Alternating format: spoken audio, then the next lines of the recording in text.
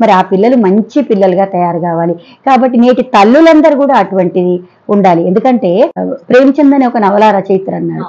అంటే ఏమన్నాడంటే రాముడు, అర్జునుడు, శివాజీ వంటి మంచి కొడుకులు, మంచి పిల్లలు, లక్ష్మీబాయి ఇటువంటి దేశభక్తులు అయినటువంటి పిల్లలు తయారు కావటం లేదు అని అంటే కౌసల్య, జిజియాబాయి, కుంతీదేవి వంటి తల్లులు లేరు అని. కాబట్టి తల్లులలో కూడా మార్పు రావాలి. ఆ విధంగా పిల్లల్ని తయారు చేయాలి. ప్రతిదానికి వెనుక వేసుకు రాకూడదు. అంటే తల్లిగా తన పాత్రను సక్రమంగా నిర్వర్తించినప్పుడు అక్కడి నుంచి వచ్చేటటువంటి రిజల్ట్ కూడా మనకు ఆ విధంగానే వస్తుంది. తల్లి సక్రమంగా తన పాత్రను నిర్వర్తించాలి. పిల్లవానికి మంచి అలవాట్లు నేర్పించాలి. ఇప్పుడు ఇంట్లో ఆడపిల్లలు ఉన్నప్పుడు బయట ర్యాగింగ్లు అవి ఇవన్నీ ఎక్కువ అవుతున్నాయి.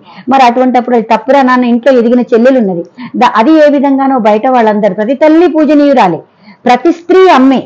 భారతదేశంలో ఉండేటటువంటిది ఒక అమ్మనే కాదు, ఏ తల్లైనా ప్రతి ఇంటికి ప్రతి ఆడపిల్ల ఒక ఇంటికి కోడలు, ఒక ఇంటికి కూతురు.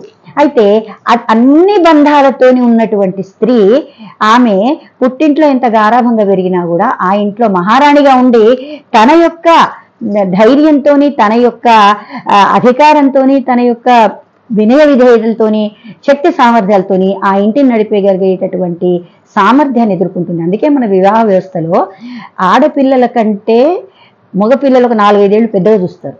కారణం ఏంటంటే మ్యాచ్యూరిటీలో డిఫరెన్స్ ఉంటుంది. వీళ్ళు తొందరగా మ్యాచ్యూర్ అవుతారు. ఆడపిల్లల మైండ్ అంటే వాళ్ళు కొంచెం తక్కువ ఉంటుంది. కాబట్టి ఈక్వల్ అయిపోతే ఆ కాపురంలో ఇబ్బందులు ఏర్పడతాయని మన పెద్దవాళ్ళు చేసింది ప్రతిది కూడా చాలా అర్థవంతమైనటువంటిది. ఎప్పుడు పాతది తప్పు అనకూడదమ్మా. దాంట్లో ఉండేటటువంటి మంచి చెడుల్ని విశ్లేషించాలి.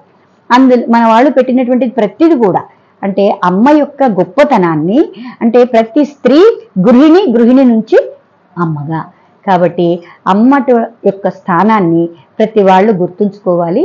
దానికి పిల్లలు సహకరించే విధంగా తల్లులు చిన్నప్పటి నుంచి ప్రయత్నం చేస్తే పిల్లలు మన చేతుల్లో ఉంటారు, మంచి పౌరులుగా తయారవుతారు.